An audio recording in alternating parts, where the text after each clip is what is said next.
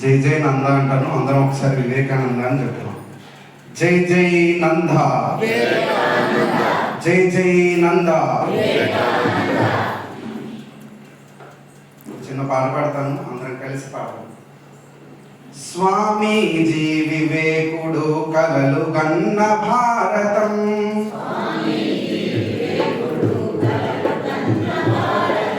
స్వామీజీ వివేకుడు కలలు గన్న భారతం,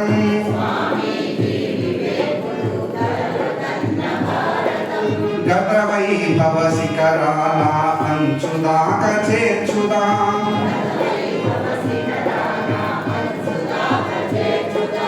ఇహ పరాలతో కూడిన జీవనమే మన లక్ష్యం,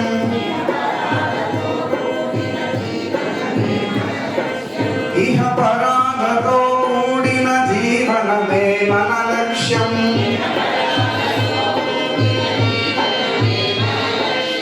ఆ లక్ష్యం చేరుదాకా ఆగకుండా సాగుదాం,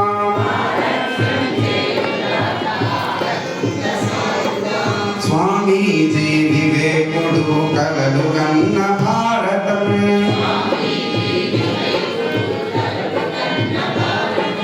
గత వైభవ శిఖరాల అంచుదాక చేర్చుదాం,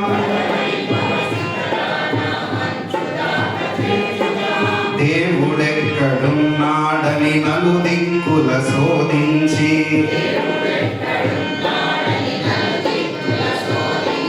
దీన దళిత దుఃఖితులను దైవంగా దర్శించి,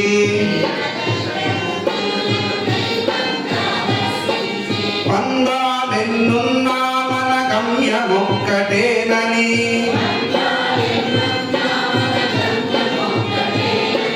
పందాలెన్నున్నా మన గమ్యమొక్కటేనని,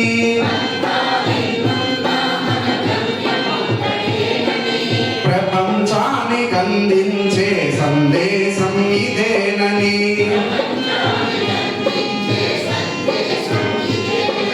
స్వామీజీ వివేకుడు కలలు గన్న భారతం,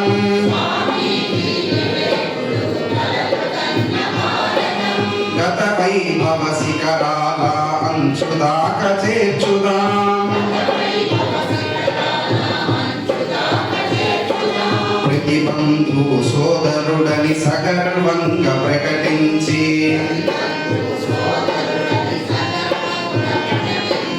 అన్నార్థుల అజ్ఞానుల కష్టాలను కడతీర్చి,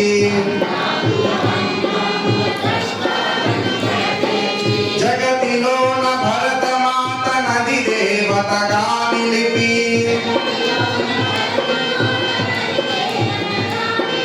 జగతిలోన భరతమాత నది దేవతగా నిలిపి,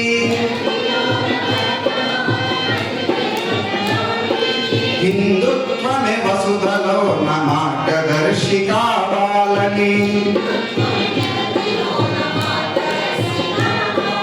స్వామీజీ వివేకుడు కలలు గన్న భారతం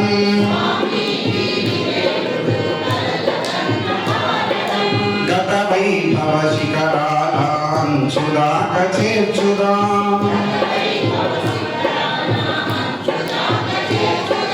గత వైభవ శిఖరాల అంచుదాక చేర్చుదాం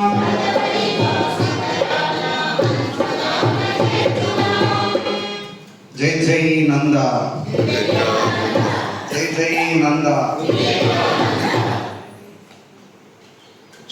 నాకు ఈ అవకాశాన్ని పెద్దవాళ్ళందరూ ఉన్నారు కాబట్టి వీలైనంత వరకు నుంచినే మాట్లాడాలని నా కోరిక. నుంచి మాట్లాడతాను. మీలో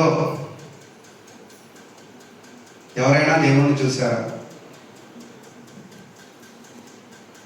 ఎవరైనా చెప్పచ్చు.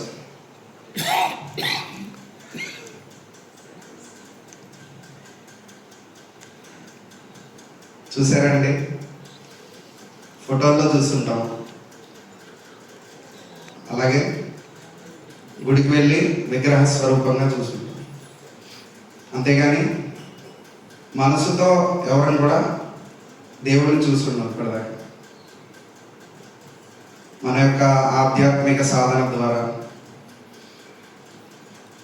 మన యొక్క క్షమతను పెంచుకోవడం ద్వారా ఇప్పటిదాకా మనం ఎవరైనా కూడా దేవుణ్ణి చూస్తున్నాం. ఇదే ప్రశ్న స్వామి వివేకానంద పూర్వాశ్రమంలో నరేంద్రుడి మనసులో ఉండేది. ఇదే ప్రశ్నని ఆయన ఎంతో మందిని అడిగారు. మీరు ఎవరైనా దేవుణ్ణి చూసారా? చూస్తే ఎలా ఉంటారు చెప్పండి. చూసారా చూసారా చూసారా అంటూ ఎంతో మందిని అడిగారు. కానీ ఆయనకి ఎటువంటి సమాధానం కూడా లభించింది. కానీ ఒకానొక సమయంలో వారు విద్యాభ్యాసం పూర్తయ్యి వాళ్ళ మాస్టర్ ఎవరైతే ఉన్నారో వారిని ఇదే ప్రశ్న అడిగారు, మీరు దేవుడిని చూసారా?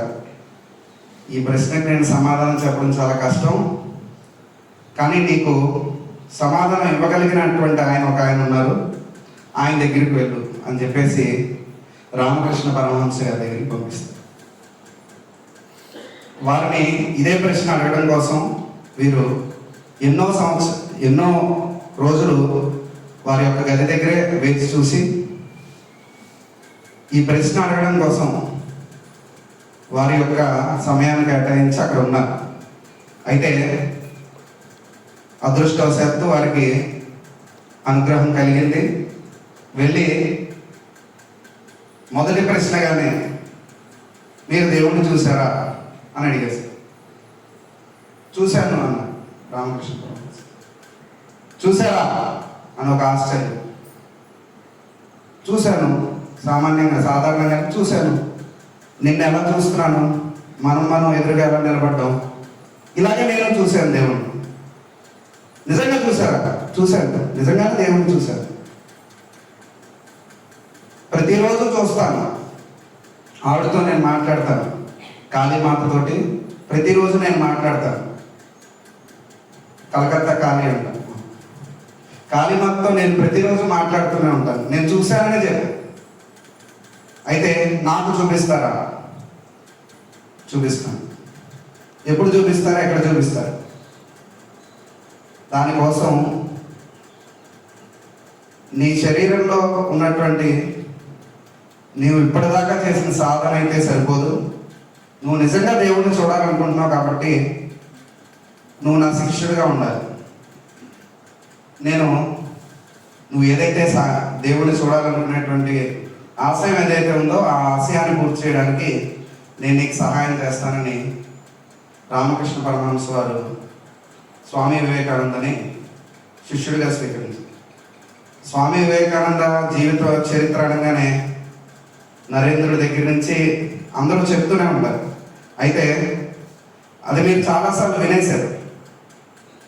ఆయన ఇందాక మనం పాటలో పాడుకున్నాం, ఆయన ఏ ఆశయాలతో అయితే ఈ యొక్క సమాజాన్ని చూడాలనుకుంటున్నారో ఆయన ఎటువంటి లక్షణాలు కలిగినటువంటి యువకులను కోరుకున్నారు, ఎటువంటి లక్షణాలు కలిగినటువంటి ఆధ్యాత్మిక సాధకులను కోరుకున్నారు. ఇటువంటి విశేషాలు ఈరోజు మనం తెలుసుకునే ప్రయత్నం చేద్దాం. మీ అందరికన్నా చిన్నవాడినే అయినప్పటికీ నాకు ఈ అవకాశం కల్పించినందుకు మీ అందరికీ ముందుగా ధన్యవాదాలు. అలాగే 163వ స్వామి వివేకానంద జయంతి శుభాకాంక్షలు. వారు దుందుబినామ సంవత్సరంలో జన్మించారు. తెలుసా అండి? మనం ఇప్పుడు ఈ సంవత్సరం పేరేంటండి? 2025 లేకపోతే దీనికి ఏమైనా పేరుందా? క్రోధినామ సంవత్సరం. అంతకుముందు ప్రతి సంవత్సరానికి ఒక పేరు ఉంది, అంతే కదా? అలాగే వారు దుందుబినామ సంవత్సరంలో జన్మించారు. దుందుబినామ సంవత్సరంలో జన్మించి ఈ యొక్క భారతదేశ చరిత్రలో విజయ దుందుబి మోగించినటువంటి వ్యక్తి స్వామి వివేకానంద. వారి యొక్క ఆచరణ, వారి యొక్క నడవడిక ఆధారంగా ఈ యొక్క భారతదేశంలో విజయ దుందుబి మోగించినటువంటి వ్యక్తి స్వామి వివేకానంద. స్వామి వివేకానంద వారి యొక్క జీవితంలో అలవాటు చేసుకోవాల్సినటువంటి కొన్ని గుణాలు ఏవైతే ఉన్నాయో చిన్న చిన్న ఉదాహరణల ద్వారా మనం తెలుసుకునేటువంటి ప్రయత్నం చేద్దాం.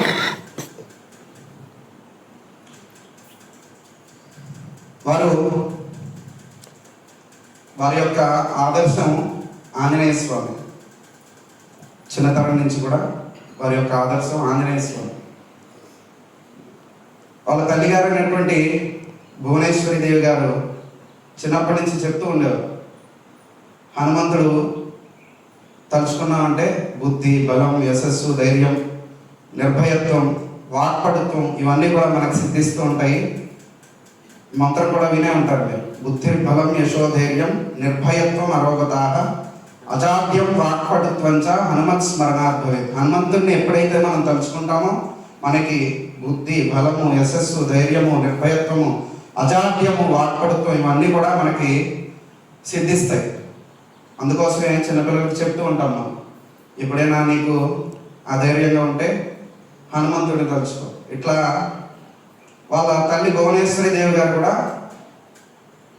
హనుమంతుడిని నువ్వు తలుచుకుంటూ ఉండు, హనుమంతుడు ఎక్కడ ఉండడు, ఇక్కడే అరటి చెట్ల దగ్గర నివసిస్తూ ఉంటాడు అని ఆవిడ చెప్తూ ఉండేది. వెంటనే ఈయన ప్రతిరోజు అరటి చెట్ల దగ్గరికి వెళ్ళి ధ్యానం చేసేవాడు. హనుమంతుడు నాకు సిద్ధిస్తాడు, నాకు హనుమంతుడు కనిపిస్తాడు అనేటువంటి ధైర్యంగా వెళ్ళి అరటి చెట్ల దగ్గర కూర్చొని ధ్యానం చేసేవాడు.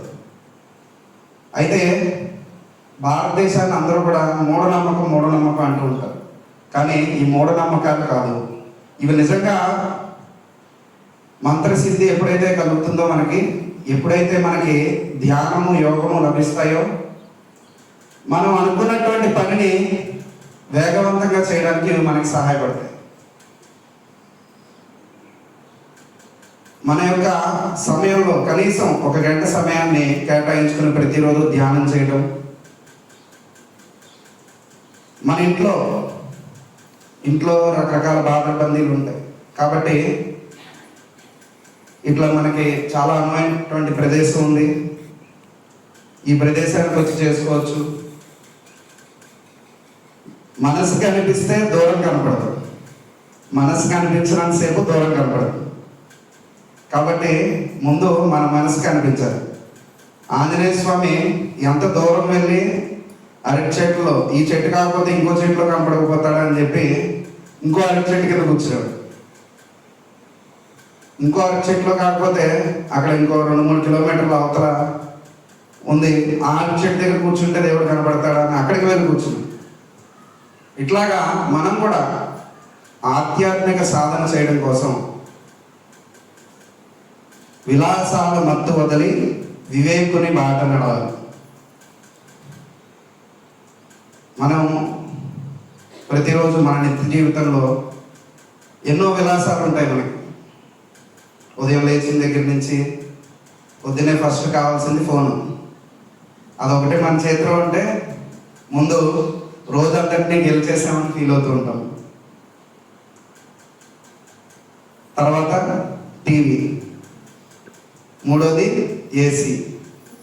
ఈ మూడు ఉన్నాయంటే మన విలాసాలు ప్రశాంతంగా రోజంతా కూడా ఏ సాధన లేకుండా, ఎటువంటి మనిషి యొక్క అవసరం లేకుండా, తోడు లేకుండా జీవించడానికి ప్రధానమైనటువంటి కారణాలు ఏవే మన చేతిలోనే, మన కళ్ళ ఎదురుగానే కనిపిస్తూ ఉంటాయి. వీటిని స్వీకరించిన తర్వాత మనం సాధించాలి అనుకున్నటువంటి ఏవైతే ఉంటాయో అవన్నీ కూడా మర్చిపోతాం. వంటలు వస్తాయి, పక్క వాళ్ళ సమస్యలు ఎదురుగా కనపడతాయి, ఏదో తెలుసుకోవాలి. అసలు తెలుసుకోవాల్సింది ఏదుందో అది మనకు తెలుసు, కానీ ఇక్కడ ఒకటి కనపడంగానే ఫోన్లో మనం ఏదైతే తెలుసుకుందాం అనుకుంటామో దాన్ని వదిలేసి ఈ ఫోన్లో ఏదైతే కనపడుతుందో దీని గురించి తెలుసుకుంటాం.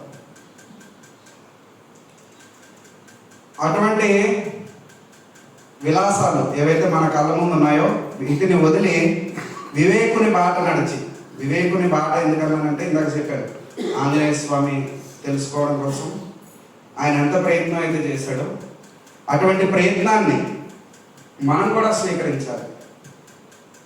కేవలం మనం వస్తున్నాం, అందరం వస్తున్నాం, కానీ దేనికోసం వస్తున్నాం అనేటువంటి విషయం ఏదైతే ఉందో దీన్ని ఒక క్రమమైనటువంటి మార్గంలో మనం చేసినట్లయితే ఈ యొక్క ఆధ్యాత్మిక సాధన, యోగ సాధన ఏదైతే ఉందో ఈ యోగ సాధనలో మనం సఫలీకృతం ఉంటాం. అలాగే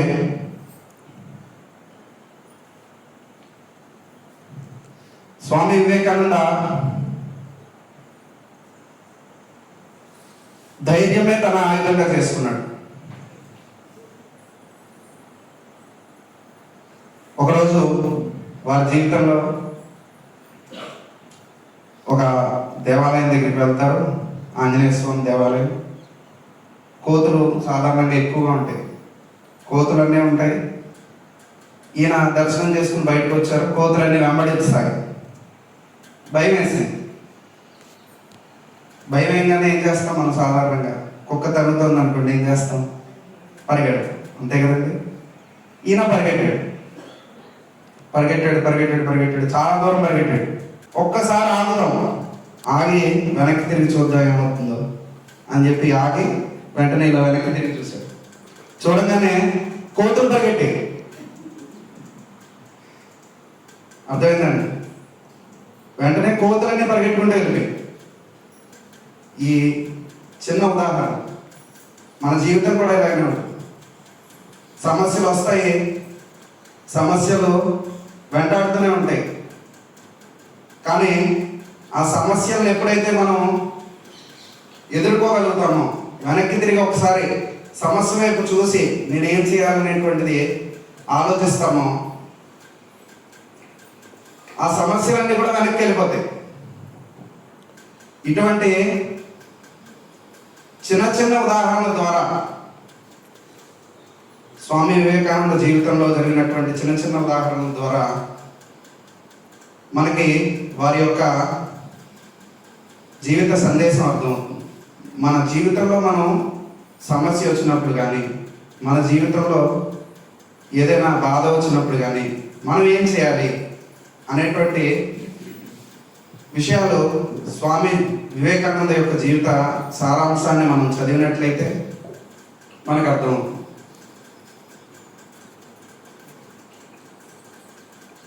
ఒక 2 నిమిషాలు ఆగకుండా మనం చప్పట్లు కొడదామండి.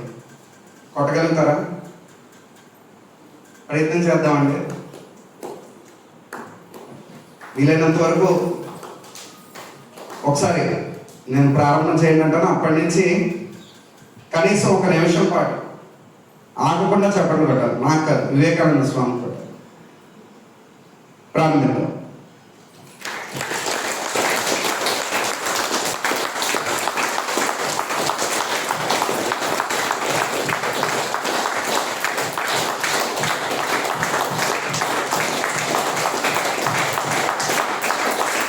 ఇంట్లో దద్దరిల్లాలి, అలా ఉండాలి.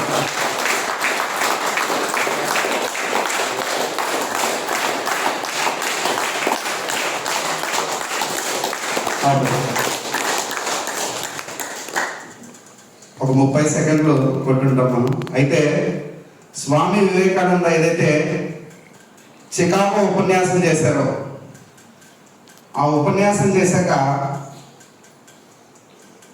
2 నిమిషాల పాటు, ఇప్పుడు మనం ఏదైతే ఈ శబ్దాన్ని విన్నామో దీనికి 1000 రెట్లు ఉండొచ్చు ఆ శబ్దం.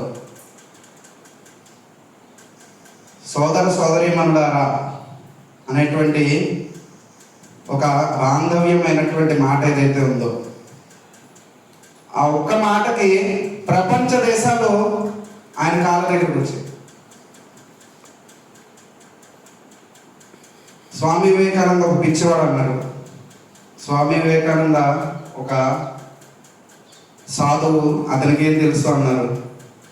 అతనికి ప్రపంచ మహాసభల్లో స్థానం కల్పించలేమేంటని ఎంతోమంది విమర్శ చేశారు. కానీ ఎప్పుడైతే స్వామి వివేకానంద వారి యొక్క చికాగో ఉపన్యాసాన్ని ప్రారంభించారో 2 నిమిషాల పాటు ఆగకుండా చప్పట్లు కొట్టారు. 2 నిమిషాల పాటు ఆగకుండా చప్పట్లు కొట్టాలంటే ఈనాడు మనకు తెలిసినటువంటి నాయకులు కానీ ఎవరైనా ఎలాంటి పదప్రయోగాలు వాడితే 2 నిమిషాలు చప్పట్లు కొట్టించుకుంటారు. కానీ కేవలం ఒకటే మాట, అక్కడ ప్రపంచ దేశాలన్నింటినీ కూడా తన యొక్క సోదర భావంతో కట్టిపడేశారు. ఇటువంటి ఆ టాక్టిక్ ఏదైతే ఉందో స్వామి వివేకానంద యొక్క జీవితంలో, ఆ తర్వాత ప్రతిరోజు కూడా స్వామి రెండో రోజు చూశారు. రెండో రోజు ప్రారంభంలోనే ఉపన్యాసం పెట్టారు. ఉపన్యాసం వినేశారు, జనాలు అందరూ వెళ్ళిపోయారు. వాళ్ళకి తెలుసు స్వామి వివేకానంద తర్వాత ఎవరు మాట్లాడినప్పటికీ వాళ్ళు మాట్లాడిన దాంట్లో కోసంతైనా స్వామి వివేకానంద కూడా లాగా మాట్లాడలేరు అనేటువంటి విషయం వాళ్ళకి తెలుసు. ఇంకా ప్రపంచ మహాసభలు కూడా దాని యొక్క తీరు మార్చుకున్నాయి. పొద్దున్నుంచి సాయంత్రం దాకా చెప్పాల్సిన వాళ్ళందరూ చెప్పాలి, చివరిలో స్వామి వివేకానంద ప్రసంగిస్తారు. కాబట్టి జనాలందరూ స్వామి వివేకానంద యొక్క ఉపన్యాసం కోసం సాయంత్రం దాకా అక్కడ కూర్చుంటారు, మిగతా వాళ్ళు చెప్పినటువంటి మాటలు కూడా వింటారు అనేటువంటి భావనతో ప్రపంచ మహాసభలో తన యొక్క షెడ్యూల్ని మార్చుకుంది. అంత గొప్ప వ్యక్తి స్వామి వివేకానంద. అట్లానే వారి జీవితంలో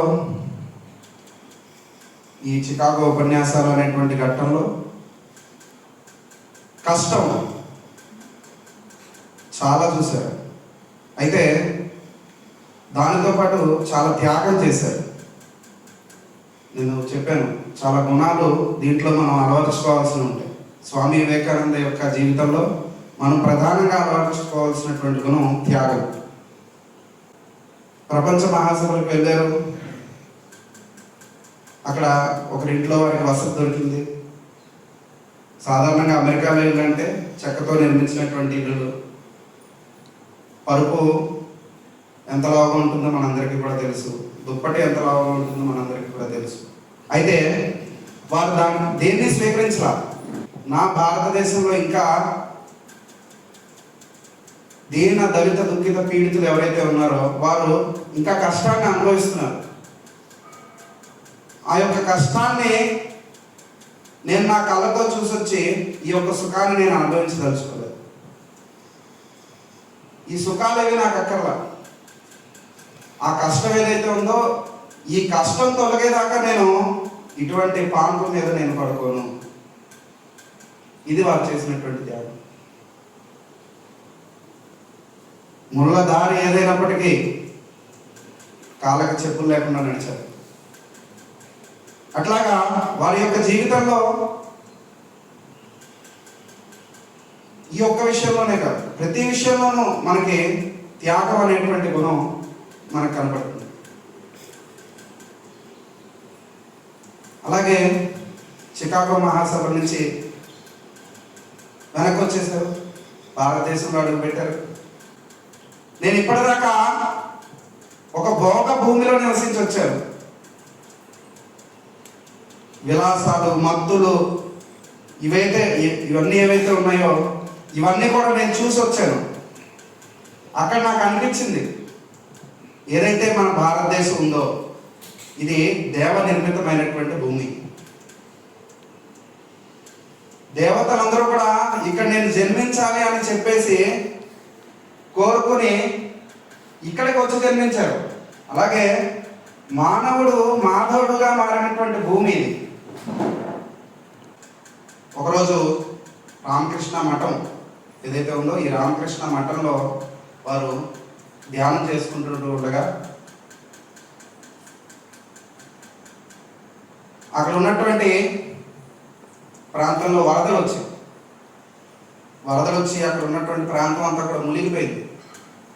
మునిగిపోతే సాధారణంగా మనం ఏం ఆలోచిస్తాం? వరద వచ్చిందంటే మనం వెళ్ళి ఎక్కడైనా సురక్షితమైనటువంటి ప్రాంతంలో ఉండాలి అనేటువంటి విషయాలు ఆలోచిస్తాం. కానీ స్వామి వివేకానంద ఆ రోజు ఈ రామకృష్ణ మఠాన్ని అవసరమైతే అమ్మండి, అక్కడ జరుగుతున్నటువంటి వరద బాధితులు ఎవరైతే ఉన్నారో వాళ్ళందరికీ కూడా మీరు వెళ్ళి సేవ చేయండి. ఈ రామకృష్ణ మఠం అవసరమైతే మనం మరలా మన నెత్తురు, మన యొక్క చెమట వచ్చి మనం మళ్ళీ సంపాదించుకోవచ్చు. కానీ ఏదైతే సేవ అవసరం ఉన్నటువంటి వ్యక్తులు ఎవరైతే ఉన్నారో వాళ్ళకి ఈరోజు మనం సేవ చేయలేకపోతే మనం మన యొక్క జీవితాన్ని ఏదైతే మానవుల్ని దర్శించాలనుకున్నామో అటువంటి కోరికని మనం వదిలేసినట్టు అవుతుంది. కాబట్టి వెళ్ళి వాళ్ళకి సేవ చేయండి అని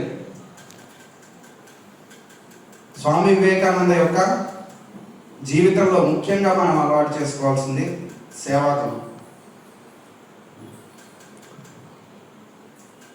సేవ ఎలా చేయాలి? ఎందుకు చేయాలి? అసలు ఎక్కడ చేయాలి? మనం 10 మంది ఉన్నాము, ఇక్కడ కలిసి ఉన్నాము, మనకి మనం సేవ చేసుకుంటే అది సేవేనా? అక్కడ కూడా సేవ ఉంది. ఎవరికి చేయాలి? పెద్దవాళ్ళకి చేయాలి. నడవలేని వాళ్ళు ఉన్నారు, తీసుకొచ్చి కూర్చోబెట్టి ఇదొక సేవ. ఇక్కడ దాకా రాలేని వాళ్ళు ఉన్నారు, వెళ్ళి తీసుకురావడం ఇదొక సేవ. అయితే ఇంకా సేవ చేయాలి. ఏం చేయాలి అసలు? ఇందాక మనం పాటలో పాడుతున్నాం, దీన దళిత దుఃఖితులను దైవంగా దర్శించి పంధాలెన్నున్నా మన గమ్యమొక్కటేనని ప్రపంచానికి అందించే సందేశం ఇదేనని. ఇది నేను రాసిన పాట కదండి, స్వామి వివేకానంద గురించి వేరే వాళ్ళు రాసిన పాట. అంటే నా సాధన కూడా చాలా తక్కువ, కానీ దీన దళిత దుఃఖితులు ఎవరైతే ఉన్నారో వాళ్ళకి సేవ చేయాలి. ఎలా చేయాలి? సేవ చేయడానికి మన దగ్గర ఏం ఆయుధాలు ఉన్నాయి? మన దగ్గర ఏమైనా ఆయుధాలు ఉన్నాయండి? ఎవరైనా చెప్పండి. సేవ చేయాలంటే మన దగ్గర ఏమైనా ఆయుధం కావాలా? నాకు తెలిసి ఇక్కడ ఉన్నటువంటి అందరిలో కూడా ఒక ఆయుధం ఉంది. ఆ ఆయుధం ఏంటనేది నేను చెప్తాను. విద్య అనేటువంటిది చాలా పెద్ద ఆయుధం, అవునండి కాదు? ఒక మనిషికి విద్య అనేటువంటి ఆయుధం తన యొక్క జీవితాన్ని మొత్తాన్ని కాపాడుతుంది. అన్నదానం మహాదానం, విద్యాదానం మహత్తరం, అన్నేన క్షణికా తృప్తి యావజ్జీవంతు విద్యయ. అన్నదానం చేయడం ద్వారా మనకు ఒకరోజు కడుపు నిండొచ్చు కాక, కానీ ఎప్పుడైతే విద్యాదానం చేస్తామో ఆ విద్యని దానం చేయడం ద్వారా తన యొక్క జీవితంలో ఆ విద్యని తీసుకున్నటువంటి వాళ్ళ యొక్క జీవితంలో యావజ్జీవంతు విద్య, తన యొక్క జీవితాంతము తన కడుపును నింపుకోగలుగుతాడు. అవునండి కదా? కాబట్టి మనకున్నటువంటి చదువుని, ముఖ్యంగా యువకులు 40 సంవత్సరాల లోపు వాళ్ళు ఎవరైతే ఉన్నారో వాళ్ళందరూ కూడా వాలంటరీగా సేవ చేయాలి. ఎక్కడ చేయాలి? ఒక ఉపేక్షిత బస్తీ ఉంటుంది. ఉదాహరణకి మన భీమవరం తీసుకుంది. వైఎస్ఆర్ కాలనీ అంటాము, బీసీ కాలనీ అంటాము, ప్రకాష్ నగర్ అంటాము, అలాగే దుర్గాపురం అంటాము. ఇటువంటి ఏరియాలు ఉన్నాయి. అక్కడ ప్రతి ఒక్కరు కూడా కూలీ నాలి చేసుకుని బతుకునేటువంటి వాళ్ళు ఎక్కువ మంది ఉంటారు. వాళ్ళు వాళ్ళ జీవితంలో ఎప్పుడు చదువుకోవాలా, కష్టాలు ప్రతిరోజు వాళ్ళకు ఉంటాయి. ప్రతిరోజు పొద్దున్న లేస్తే మళ్ళీ రాత్రి దాకా వాళ్ళు ఎవరు కూడా ఇంటిని చూడరు. వాళ్ళ పిల్లల్ని, వాళ్ళ చదువుల్ని పట్టించుకుందామన్నా వాళ్ళకి ఆ చదువు అంటే ఏంటో తెలియదు. కాబట్టి అటువంటి ప్రదేశాలు ఏవైతే ఉన్నాయో వాటిని మనం ఎంచుకోవాలి. ఎంచుకుని ఆ ప్రదేశానికి వెళ్ళాలి. అక్కడ ఒక 10 మంది పిల్లల్ని పోగు చేసేటువంటి వాళ్ళు చాలామంది ఉంటారు. వాళ్ళని పట్టుకోవాలి. ఒక దేవాలయం పట్టుకున్నాం అనుకోండి, వెళ్ళి ఆ దేవాలయం కేంద్రంగా మనకు ఒక 20-30 మంది పిల్లలు దొరుకుతారు. వాళ్ళని కూర్చోబెట్టాలి, మాట్లాడి కేవలం చదివే కాదు, చిన్న చిన్న పద్యాలు ఇప్పుడు ఏదైతే మనం చెప్పుకున్నాం, అన్నదానం మహాదానం, పరోపకారాయ ఫలంతి వృక్ష, పరోపకారాయ వహంతి నద్య, పరోపకారాయ దుహంతి గావ, పరోపకారార్థమిదం శరీరం. ఇటువంటి చిన్న చిన్న పద్యాలు ఏవైతే ఉంటాయో, ఈ పద్యానికి అర్థం తెలిసింది. చెట్లు పరులకు ఉపయోగపడడం కోసం ఫలాన్ని ఇస్తాయి. నదులు పరులకు ఉపయోగపడడం కోసం ప్రవహిస్తాయి.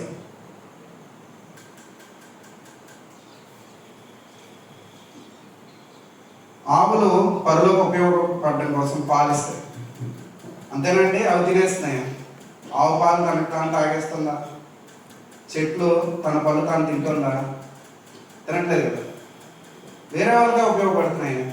అలా మనం కూడా పరోపకారార్థమిదం శరీరం, ఈ శరీరం ఏదైతే లభించిందో ఇది పరులకు ఉపయోగపడడం కోసం జీవించాలి. ఈ యొక్క లక్షణాన్ని మనం అలవాటు చేసుకోవాలి. త్యాగము, అలాగే ఈ లక్షణాలన్నీ మనకి అలవాటు కావాలంటే ముఖ్యంగా కావాల్సింది శీలము, క్యారెక్టర్. ఈ క్యారెక్టర్ ఎలా వస్తుంది మనకి? కేజీ లెక్కన కొంటే వస్తుందా? రాదే. లేదు బుధవారం మార్కెట్కి వెళ్తే వస్తుందా? ఆదివారం బజార్కి వెళ్తే వస్తుందా? రాదు. ఈ క్యారెక్టర్ ఎక్కడ వస్తుంది మనకి? నిత్య జీవితంలో ఏదైతే మనం ఆచరిస్తామో దాంట్లో ఎంత మంచిని మనం స్వీకరిస్తామో ఆ సాధన అలవర్చుకోవడం ద్వారా, దానికి యోగం జోడించడం ద్వారా ఇది సాధ్యపడుతుంది. కేవలం ఆధ్యాత్మిక సాధనతోనే ఈ జీవితం నడుస్తుంది అంటే అదొక ప్రశ్నే. కానీ దానికి ఎప్పుడైతే యోగం జోడించబడుతుందో, మంచి గురువు లభిస్తాడు. గురువు ప్రతి ఒక్కళ్ళు మంచివాళ్ళు. మంచి గురువు ఏంటి? ఆ యొక్క మార్గాన్ని స్వీకరించిన తర్వాత ఆ మార్గంలో మనం నదులకు వంపులు ఉంటాయి కదండి, నీటి వంపులు ఉంటాయి. ఉంటాయా? నీటి వంపులు ఉంటాయా? ఉండవు కదా. ఆవుకు రంగులు ఉంటాయి, పాలకు రంగులు ఉంటాయా? ఉండవు కదా. అట్లాగే మనుషులు వేరే ఉండొచ్చు కాక, కానీ మనసు ఎప్పుడైతే మనసుకి వంపులు ఉంటాయి, ఆ మనస్సుకు ఉన్నటువంటి వంపుల్ని సరి చేసుకోవడానికి మన యొక్క గురువు ఎవరైతే ఉంటారో ఆ గురువు సహాయం చేస్తారు. చివరిలో మీతో మళ్ళీ ఇంకొక పాట పాడిస్తాను. అప్పుడు కొంచెం మీకు ఇప్పుడు నేను చెప్పిన విషయాల్లో వచ్చి మళ్ళీ ఇంకొక పాట పాడు. ఇట్లాగా సమయం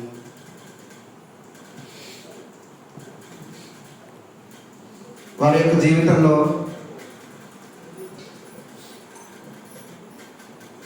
సేవాగుణం ద్వారా, త్యాగం ద్వారా, వారి యొక్క ఆదర్శం ద్వారా, వారి యొక్క క్యారెక్టర్ శీలం ద్వారా, సేవా భావన ద్వారా ఏవైతే ఆయన మనకి ఇన్ని గుణాలు చూపించారో, ఇంకా ఉన్నాయి, చాలా గుణాలు ఉన్నాయి చెప్పాలంటే, కానీ సమయం లేదు. ఇంకొక రోజు ఎప్పుడైనా మళ్ళీ అవకాశం దొరికినప్పుడు చెప్పుకుందాం. ఈ గుణాలు ఏవైతే ఉన్నాయో వీటిల్ని కేవలం చెవులతో విని వదిలేయడం కాకుండా, చెవులతో విని వదిలేస్తే ఏమైనా ఉపయోగం ఉందండి? ఇక్కడికి వచ్చాము, ఇంటికి వెళ్ళంగానే మళ్ళీ ఫోన్ పట్టుకుంటాం, టీవీ చూస్తాం, అన్నీ చేస్తాం. కానీ ఎప్పుడైతే మనం దీనికోసం సమయాన్ని కేటాయించి నేను ఒక సాధన చేయాలి, నేను తెలుసుకోవాల్సింది ఇంకా చాలా ఉంది, దాన్ని నేను చేరుకోవడం కోసం నా ప్రయత్నాన్ని పెంచుకోవాలి అనేటువంటి ఆలోచన ఎప్పుడైతే వస్తుందో, దానికి మనం ఎప్పుడైతే సమయాన్ని కేటాయిస్తామో అప్పుడు మాత్రమే మన యొక్క సాధన అనేది సఫలీకృతం అవుతుంది. అది కూడా ఒక మంచి గురువుని ఎంచుకోవడం ద్వారా. మనందరి అదృష్టం స్వామి వివేకానంద, రామకృష్ణ పరమహంస, అలాగే శారదామాత, వీళ్ళందరూ కూడా ప్రత్యక్షంగా కాకపోయినా పరోక్షంగా మనం గురువుగా స్వీకరించి వాళ్ళు నడిచినటువంటి మార్గాన్ని తెలుసుకునేటువంటి ప్రయత్నం చేయడంలో మేమెవరైనా ఇంతమంది ఉన్నారు కదా, ఇంతమంది వచ్చారు ఇక్కడికి, మనం ఎందుకు రాగలిగాం? మనలో ఏదో తెలుసుకోవాలనేటువంటి కుతూహలం ఉంది, సాధన చేయాలి, తెలుసుకోవాలి అనేటువంటి కుతూహలం మనలో ఉంది కాబట్టి ఇక్కడికి రాగలిగాం. కాబట్టి మిగతా అన్నిటిని, ఇందాక చెప్పినటువంటి ఫోన్, టీవీ, వీటన్నిటిని కొద్దిగా చూడొద్దని చెప్పట్లేదు, అవసరమైనంత వరకు చూసి మిగతా సమయాన్ని మనం ఏదైతే ఎంచుకున్నామో సాధన చేయాలి అనేటువంటి మార్గం, సేవ చేయాలి అనేటువంటి మార్గం ఎక్కడ చేయాలి అనేది కూడా మనం మాట్లాడాలి. దీనికోసం మనం ఏం ప్రయత్నం చేయగలుగుతాం? ఇక్కడ మాట్లాడుకుని వెళ్ళిపోయాము అన్నట్టు కాకుండా, చుక్క చుక్క నీటి బొట్టు ఒక్క నదుగా మారురా, పెక్కు నదులు ఒక్కటైతే ఒక్క సంద్రం అగునురా అన్నారు. ఒక ఆలోచన కేవలం అలా ఉందనుకోండి, అది అవ్వదు. ఒక నలుగురు కలిసి ఒక ఆలోచనని షేర్ చేసుకుంటే అది ఒక నదిలా మారి మనం ఏం చేయాలి అనేటువంటి ఆలోచన, ఒక నిర్ణయం రూపం దాల్చుతుంది. ఆ నిర్ణయ రూపం దాల్చినప్పుడు రకరకాల నిర్ణయాలు వస్తాయి. ఆ నిర్ణయాలన్నీ కూడా ఏకాభిప్రాయంతో స్వీకరించి ఆ ఏకాభిప్రాయం ద్వారా ఒక సముద్రాన్ని తయారు చేయొచ్చు మనం. అటువంటి సముద్రం తయారు చేసినటువంటి వ్యక్తులు మన ఎదురుగా కళ్ళ ముందుగా కనబడుతున్నారు. కాబట్టి ఏదైతే ఈ యొక్క సాధన, ఈ గురు పరంపర ఏదైతే ఉందో దీన్ని ప్రతిరోజు మన యొక్క జీవితంలో, నిత్య జీవితంలో అమలు చేసుకోవడం, దీని ద్వారా మనం చేయాలనుకున్నటువంటి సాధన మార్గాలు ఏవైతే ఉన్నాయో వాటిని అలవాటు చేసుకోవడం, కేవలం మనతోనే కాకుండా ప్రతిరోజు ఇక్కడికి వచ్చేటువంటి సంఖ్య పెరగాలి. నేను వస్తే సరిపోతుంది, ఇంకొకరు రాకపోయినా పర్వాలేదు అనేటువంటి ఆలోచన రాకూడదు. మంచి నేర్చుకోవడానికి ఎవరు అనర్హులు కాదు. నేను వస్తున్నాను, నా బండి వెనకాల సీట్ ఖాళీ ఉంది, నా కారులో ఇంకా 2 సీట్లు ఖాళీగా ఉన్నాయి, కాబట్టి ఆ 2 సీట్లని నింపుకొని రావాలి నేను. అప్పుడు ఇక్కడికి వచ్చిన దానికి సఫలీకృతం అవుతాం. 2 సీట్ల మీద నింపడానికి ఎవరు దొరకలేదని చెప్పి ఆగిపోకూడదు. దానికోసం ఎంత ప్రయత్నం చేయాలో అంత ప్రయత్నాన్ని మనం జోడించాలి దీనికోసం. అది ఎప్పుడైతే మనం చేస్తామో మనం మంచిగా తయారవడం కాదు, మనతో పాటు నలుగురు మంచిగా తయారైతేనే ఈ స్వామి వివేకానంద, రామకృష్ణ పరమహంస, శారదామాత కలవదన్నటువంటి భారతదేశం నిర్మాణం అవుతుంది. దానికోసం మన యొక్క ప్రయత్నాన్ని జోడించాలి. అలాగే ముఖ్యంగా యువతలో కావాల్సింది చైతన్యం. కాబట్టి వీలైనంత మంది, ఎక్కువ మంది యువకులని ఈ యొక్క కార్యక్రమంలో మనం ఇన్వాల్వ్, మన కుటుంబంలో ఉన్నటువంటి పిల్లల్ని ముందు తీసుకురావాలి. మనం రావడంతో పాటు మన కుటుంబంలో ఉన్నటువంటి ప్రతి ఒక్క పిల్లల్ని మనం ఈ కార్యక్రమాల్లో జోడించాలి. ఇవన్నీ ఎప్పుడైతే చేస్తామో వాళ్ళే న్యాచురల్గా తీసుకొచ్చి మనకి సంఖ్యను పెంచుతారు. కాబట్టి స్వామి వివేకానంద వారి యొక్క జీవితాన్ని అవలంబన చేసుకోవటం, వారి యొక్క సాధనా మార్గాల్ని ఒక మార్గంగా ఎంచుకొని మనం కూడా సాధన చేయటం, ఈ అన్ని విషయాల ద్వారా మనం కోరుకున్నటువంటి ఏదైతే వైభవ స్థితి ఉందో ఆ వైభవాన్ని పొందడానికి ప్రయత్నం చేద్దాం. ఈ అవకాశాన్ని ఇచ్చిన పెద్దలందరికీ కూడా ధన్యవాదాలు. ఒక చిన్న పాట ద్వారా ముగిద్దాం.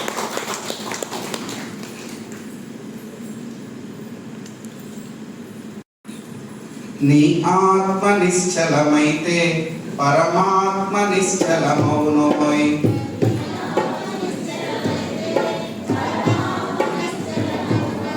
నీ ఆత్మ నిశ్చలమైతే పరమాత్మ నిశ్చలమౌనోయ్.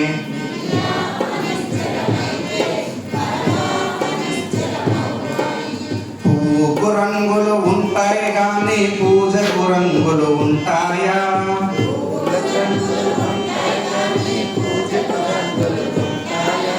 పువ్వుకు రంగులు ఉంటాయి కానీ పూజకు రంగులు ఉంటాయా?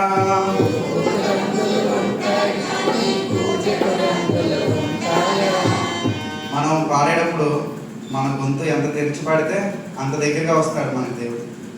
కాబట్టి కొంచెం గొంతు తెరిచి పాడాలి. పువ్వుకు రంగులు ఉంటాయి కానీ పూజకు రంగులు ఉంటాయా?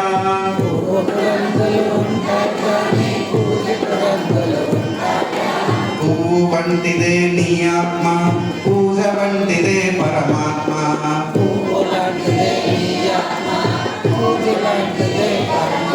నీ ఆత్మ నిశ్చలమైతే పరమాత్మ నిశ్చలమౌనోయ్.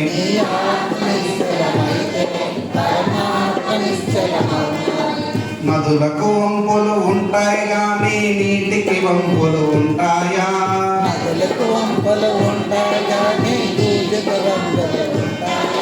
నదుల వంటిదే నీ ఆత్మ, నీటి వంటిదే పరమాత్మ.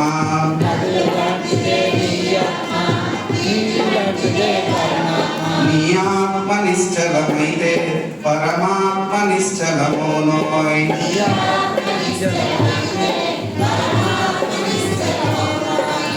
ఆవుకు రంగులు ఉంటాయి కానీ పాలకు రంగులు ఉంటాయా?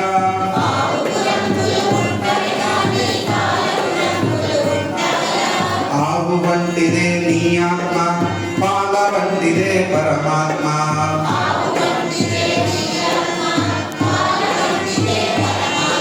నీ ఆత్మ నిశ్చలమైతే పరమాత్మ నిశ్చలమౌనోయ్.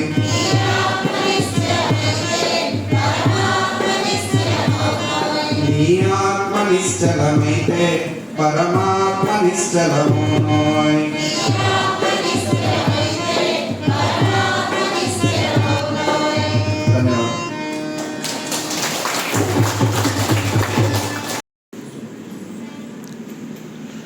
మనకు చాలా చక్కగా వివేకానంద జీవితం మానవ జీవితానికి ఎటువంటి ఆదర్శం ఇస్తుందో చాలా చక్కగా వివరించారు.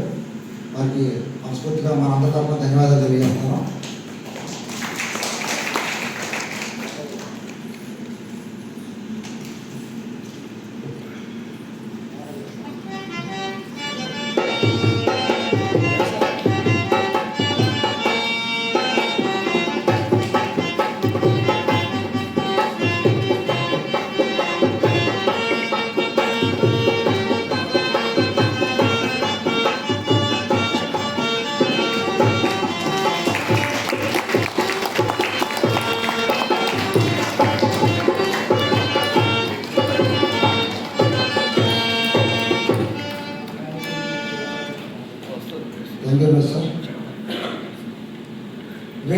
చాలా చక్కగా వివరించారు ఆయన. మా గురుగారు చెప్తుంటారు, clarity in mind, purity in heart, sincerity in action. ఈ 3 లక్షణాలు కూడా పరిపూర్ణంగా ఉన్న వ్యక్తి మా వివేకానందుడు. అవును కదండి? వివేకానందుడు చాలా సమస్ఫూర్తి ఉన్న మనిషి, ఆత్మాభిమానం ఉన్న మనిషి. ఒకసారి ఆయన చదువుకుంటుండగా పీటర్సన్ ఒక ప్రొఫెసర్ ఉండేవాడు. ఆయనకి వివేకానందుడు ఎప్పుడు అవకాశం వచ్చినా అవమానించాలి అని చెప్పి ఒక ఉద్దేశంతో ఉండేవాడు. ఒక రోజున క్లాస్లో వివేకానంద లేవమని నేను ప్రశ్న అడుగుతాను, నాకు సమాధానం చెప్పు అంటాడు. అదేంటంటే, నువ్వు దారిలో నడుచుకుంటూ వెళ్తున్నావు, 2 మూటలు ఉన్నాయి దారిలోనే, ఒక మూట అంటే డబ్బు ఉంది, ఒక మూట అంటే విజ్ఞానం ఉంది, నువ్వు ఏ మూటను తీసుకుంటావు అని చెప్పి అడుగుతాడు. మీరు ఏ మూటను తీసుకుంటారండి? మన 2 మూటలు తీసుకున్నాం చూస్తున్నాం పండి. వివేకానంద ఏం చెప్తాడంటే, నేను డబ్బును మూట తీసుకుంటానంటాడు. ఆ పేపర్స్ పక్కపక్క నవ్వేసి నేనైతే విజ్ఞానం తీసుకుంటాను, విజ్ఞానం మూటను తీసుకుంటాను అంటాడు. అవును సార్, ఎవరి దగ్గర ఏది లేదో అది తీసుకుంటామని చెప్పాడు. సమయస్ఫూర్తి అంటే అలా ఉండాలి. అంత అభిమానం అంటే మనిషికి. అమెరికా వెళ్ళినప్పుడు అక్కడ వాళ్ళందరూ కూడా తెల్లగా ఉంటారు, వాళ్ళందరికీ కూడా జాత్యాహంకారం బాగా ఎక్కువ అండి. నల్లవాళ్ళు అంటే ఒక చొక్కని బాగుంటూ ఉండేవారు వాళ్ళందరూ కూడా. వివేకానందని ఒక తెల్లవారు అడుగుతాడు, ఏమయ్యా మేమందరం తెల్లగా ఉంటాం, మీ దేశం కంటే ఒకటి నల్లగానే, ఒకటి ఎరగానే, ఒకటి ఇంకో రంగులు, రకరకాల రంగుల్లో ఉంటారు, ఏంటని చెప్పి ఇన్సల్ట్ చేద్దామని అడుగుతాడు. అవును సార్, గాడిదలన్నీ తెల్లగా ఉంటాయి, గుర్రాల మీద రకరకాల రంగులు ఉంటాయని చెప్పాడు. మనకి సాగుబాటు బాగా ఎక్కువ అంటారు. అలాగే నేను చెప్పాను కదా, clarity in mind, purity in heart, sincerity in action. మన ఆలోచన ఎప్పుడు నిర్దిష్టంగా ఉండాలి, అలాగే హృదయం పవిత్రంగా ఉండాలి, అలాగే మన యాక్షన్ మనం తీసుకుని మనం చేసే చర్యలో సిన్సియర్గా ఉండాలి. ఈ 3 లక్షణాలు వివేకానందలో ప్రస్ఫుటంగా కనిపిస్తూ ఉంటాయి మనకి. అటువంటి వివేకానందులు మన ఎదుర్కొన్నా కూడా ఉన్నారు, కానీ మనం గుర్తించలేకపోతున్నాం. ఇంత సేవ వివేకానంద యొక్క భావం ఏంటంటే, నా కోసం నేను జీవిస్తుంటా, సమాజం కోసం నేను జీవించాలని ఒక భావంతో ఉండేవాడు, ఎప్పుడు సమాజానికి అంకితం అయి ఉండేవాడు. అటువంటి భావాలు ఉన్న వ్యక్తే మన శివాలను కూడా. వివేకానందే అది మనం గుర్తించే అవకాశం తక్కువ ఉంది బాగా. ఎలాగంటే, ఒక రామాయణంలోని భక్తులందరూ కూడా రామనామం మంచి భక్తు రామనామం చేస్తారట. చేస్తుండగా రాముడికి వీళ్ళందరికీ కూడా మనం దర్శనం ఇవ్వాలని చెప్పి ఒక అభిప్రాయం కలిగి మనిషి రూపంలో వచ్చాడట. వాళ్ళందరూ కళ్ళు మూసుకుని దాని భయం చేస్తున్నారు. రాముడు వస్తే ఒక ఆయన ఎవరో ఒకసారి అలిండని చెప్పి పడితే చూసాడట. ఒక కొత్త వ్యక్తి కనిపిస్తున్నాడ. ఒక పక్కన మనం కొత్త వ్యక్తులను కనిపిస్తే ఏం చేస్తాం, మనం ఏదో మ్యూజియంలో మన జూలో జంతువు చూసినట్టు చూస్తుంటాం. మనం అందరం తట్టు లేపాడట. అందరూ చూసి కొత్త వ్యక్తి కనిపిస్తున్నాడు. ఎవరైనా అంటే నేను రాముడు అన్నాడ. ఏంటి ప్రూఫ్ అని మనం చెప్పు, మనం ప్రూఫ్ కోసం ఎదుగుతుంటాం, అవునా కదా? ఏం ప్రూఫ్ అంటే, కొన్ని ఏదో పరీక్ష పెట్టుకొని నేను ప్రూఫ్ యూజ్ చేసుకుంటా అని చెప్పాడట. ఒక రాయిని తీసుకొచ్చి నేను బంగారం చేయమన్నాడట. అంటే బంగారం చేసి ఇచ్చాడట. ఇప్పుడు అందరూ బతికుని వెళ్ళిపోయారండి మొత్తం. ఇదేంటి, నేను నిరూపించుకోవడం వల్ల నేను బంగారం చేశాను, వీళ్ళు ఏం చేస్తాను చూద్దాం చెప్పి బొమ్మ దగ్గర చూసి అందరూ కూడా పెద్ద రాళ్ళు పట్టుకుని వస్తున్నారట. చూడండి, మన భగవంతుడు ప్రత్యక్షమైతే మనం ఏం కావాలో మనం అడగటానికి కూడా మనకు తెలియదు, మనకి ఏం కావాలో జీవితంలో. ఎటువంటి వాడు గొప్పవాడు అవుతాడు అంటే, ఒక రాజుగారు ఒక మనిషి పుట్టులు 3 తెప్పించాడట. తెప్పించి ఆ టేబుల్లో పెట్టి మంత్రి గారిని పిలిచి వీళ్ళు ఎవడ గొప్పవాడు అని చెప్పి చూడమన్నాడట. చూడమంటే ఆ మంత్రి గారు ఏం చేశారంటే, ఒక వైర్ తెప్పించి ఒక మొదటి గురిలో చెవులు దూపారట. చెవులు దూపి ఆ వైరు సగం వరకు వెళ్ళి ఆగిపోయిందట. 2 పుర్లు పెట్టారట. ఈ చెవులు పెడితే ఆ చెవులను బయటకు, 2వ చెవులను బయటకు వచ్చిందట. 3 పుర్లు పెడితే 3వ చెవుల నుంచి ఆ వైపు పెడితే చెవులు నోటి నుంచి బయటకు వచ్చిందట. అప్పుడు ఈ 3వ వాడు గొప్పవాడని చెప్పాడట. ఎందుకని గొప్పవాడంటే, మొదటి వాడు తను తెలుసుకుని లోపల దాచుకున్నాడు, వాడి వల్ల సమాజానికి ఉపయోగం లేదు. రెండో వాడు ఈ జీవితంలో ఏమంటే రెండో జీవితాలు వదిలేసాడు, వాడి వల్ల అసలు ఏం ఉపయోగం లేదు. మూడో వాడు ఏదైతే తను విజ్ఞానం సంపాదించాడు తను 10 మందికి నోటి ద్వారా పంచిపెట్టాడు, అందుకని వీడు గొప్పవాడని చెప్పారు. అటువంటి సేవ చేస్తున్న శివన్ గారు కూడా తను సంపాదించుకుంటే తనకు లభించిన విజ్ఞానాన్ని కానీ సంపాదన కానీ సమాజానికి ఉపయోగపడాలని చెప్పి దాన్ని 10 మందికి పంచుతున్నారు. అందుకని ఆయన గొప్పనే కదా. నా ఉద్దేశం అయితే ఆయన అభినవ వివేకానందుడు అని నేను అనుకుంటాను. అంచేత అటువంటి మహానుభావుడు మనకి ఈ సమకూర్చిన ఈ అవకాశాన్ని మనందరం కూడా సద్వినియోగం చేసుకోవాలి. ఆయన యొక్క తపన ఏంటంటే మనకు ప్రతి ఆదాయం సత్సంగం జరుగుతుంది. ఆడవాళ్ళ వైపు కూర్చులన్నీ ఫుల్గా నిండుతున్నాయి, మగవాళ్ళ వైపు కూర్చుని చాలా మట్టి ఖాళీగా ఉన్నాయి అని అంటుంటారు. ఆడవాళ్ళ డ్యామేజ్ ఎక్కువైపోయింది, మగవాళ్ళు కూడా పెంచాలని. ఆ పెంచే బాధ్యత ఆడవాళ్ళే తీసుకోవాలి.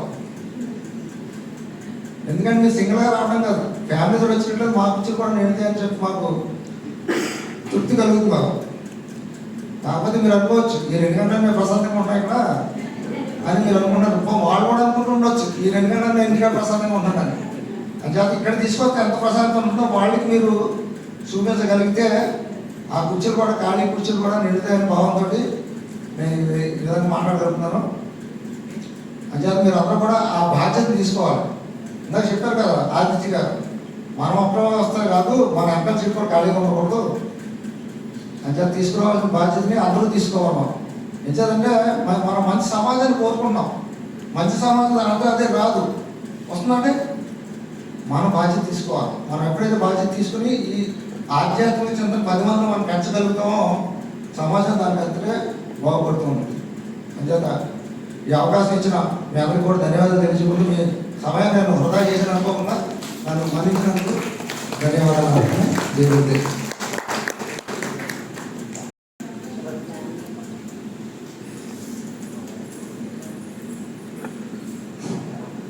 అది జరగబోనండి. వివేకానంద జయంతిని వచ్చే ఆదివారం నిర్వహిస్తున్నాం.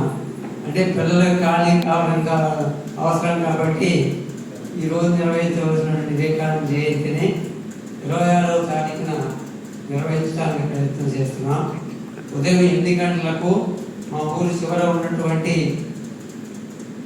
కనకదుర్గమ్మ వారి ఆలయం నుండి మధ్యలో ఉన్నటువంటి శివాలయం వరకు ఊరేగింపుగా వస్తాం. తర్వాత కోలాట నృత్య ప్రదర్శన ఉంటుందండి.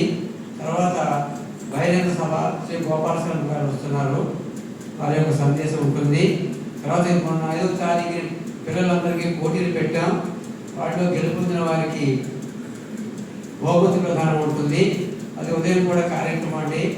రాత్రి 6:30 గంటలకు శ్రీ రామకృష్ణ గురు చరితం 108 గేయాలతో రాయడం జరిగింది.